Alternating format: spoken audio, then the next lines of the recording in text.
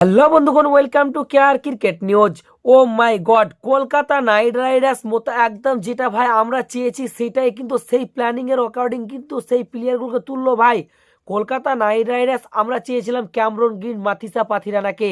সেইখানে অবভিয়াসলি কিন্তু ক্যামরন গ্রিনকে তো কলকাতা রাইডার্স নিতই, কিন্তু মাথিসা পাথিরানা কিন্তু আমি এতটা শিওর ছিলাম না। আমরা কিন্তু মেন টার্গেটে রেখেছিলাম মাথিসা পাথিরানা, ক্যামরন গ্রিন এবং জেমি স্মিথ। কিন্তু জেমি স্মিথকে কিন্তু কলকাতা রাইডার্স নিল না, তার বদলে ওখানে ফিন অ্যালেনকে নিল।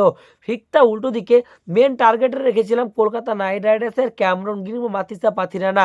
তো সেই দুই প্লেয়ারকে নিয়েছে। ক্যামরন গ্রিনের কথাটা ভাবা যায়, তার পিছনে অনেকটাই দল ইন্টারেস্ট ছিল। এবং সব থেকে ইন্টারেস্টিং কথা হচ্ছে ক্যামরন গ্রিন মুম্বাই ইন্ডিয়ান্সকে নিয়ে, মুম্বাই ইন্ডিয়ান্সের কাছে 2 কোটি টাকা থাকার সত্ত্বেও কিন্তু ফার্স্ট বিডটা কিন্তু মুম্বাই ইন্ডিয়ান্সই করেছিল। ঠিক তাই উল্টো দিকে আইপিএল 2026 মিনি অকশনে কলকাতা নাইট রাইডার্স মোট 13 জন প্লেয়ারকে কিনেছে এবং 13 জনের মধ্যে আমার মতে টপ 6 প্লেয়ার এই 6 প্লেয়ার হতে চলেছে। এবং কলকাতা নাইট রাইডার্সের জন্য এই 6 জন প্লেয়ার অবশ্যই ভালো বাই আমি বলবো। তো এক নজরে দেখা যাক কোন কোন 6 প্লেয়ারগুলোকে কলকাতা নাইট রাইডার্স ভালো বাই করেছে এবং কোন কোন প্লেয়ারগুলোকে কলকাতা নাইট রাইডার্স বাই না করলেও পারতো। তোমাদের মূল্যবান মতামত অবশ্যই কমেন্ট বক্সে লিখে জানাও।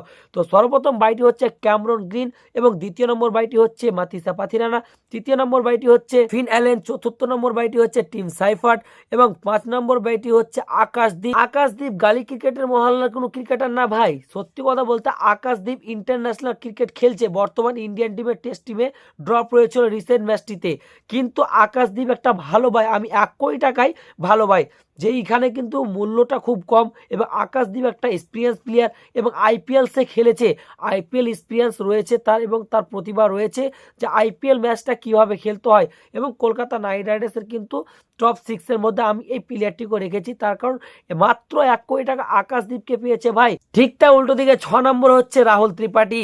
রাহুল ত্রিপাঠীকে 4 বছর পর নিজের ঘরে আবারও ফিরালেন Kolkata Knight Riders. Kolkata Knight Riders 2021 মরশুমে রাহুল ত্রিপাঠী কিন্তু 6 মেরে কেকেআরকে ফাইনালে উঠিয়েছিল। তারপরে কিন্তু কলকাতা নাইট রাইডার্স তাকে রিলিজ করার পর কেকেআর কিন্তু তাকে আর কামব্যাক করায়নি। 2026 মেনা মিগি অকশনে কিন্তু আবারও কামব্যাক করিয়েছে রাহুল ত্রিপাঠীকে মাত্র 75 লাখ টাকায়। ঠিক তাই উল্টো দিকে আমি কিন্তু টপ 6 বললাম এবং টপ 7-এর যদি আমরা কথা বলি তাহলে কিন্তু 7 নম্বর হবে রাচিন রবীন্দ্রা। এটাও অবভিয়াসলি ভালো ভাই, যেখানে কিন্তু তার বেস্ট প্রাইস 2 কোটি টাকায় তাকে কিন্তু নিয়েছে এবং তার বেস্ট প্রাইজে তাকে কিনেছে। রাচিন রবীন্দ্রা অবশ্যই কোয়ালিটি প্লেয়ার এবং ভবিষ্যতে কিন্তু নিউজিল্যান্ডের ভালো একটা বড় ক্রিকেটার হতে পারবে। এবং কলকাতা নাইট রাইডার্স আইপিএল 2026 মরশুমে মোট 13 জন প্লেয়ারকে কিনেছে। এবং সব থেকে বড় কথা হচ্ছে আইপিএল 2026 মরশুমে কেকেআর স্কোয়াড তো মারাত্মক করলো, যেই জায়গাতে অভিষেক নায়ারের সিদ্ধান্তে, ঠিক তা উল্টো আরও কোচিং স্টাফ রয়েছে তাদের সিদ্ধান্তে এবং ভেঙ্কি মামা তো আছেই, তার তো সিদ্ধান্ত গুরুত্বনীয়। এবং কলকাতা নাইট রাইডার্স 2026 মরশুমে প্লেইং 11 কী করবে তা দেখতে হলে অবশ্যই চ্যানেলটিকে অবশ্যই সাবস্ক্রাইব করুন। এবং এই ভিডিওটি ভালো লাগলে লাইক দিয়ে, চ্যানেলে প্রথমবার হয়ে থাকলে চ্যানেলটি সাবস্ক্রাইব করে প্লিজ একটু সাপোর্ট করো, কেননা এই চ্যানেলের মাধ্যমে আইপিএল ইন্ডিয়ান টিমের ছোট থেকে বড় আপডেট দেওয়া হয়। তো দেখা হচ্ছে নতুন কোনো অন্য কোনো ভিডিওতে, ততক্ষণ পর্যন্ত সব ভালো থেকে ধন্যবাদ।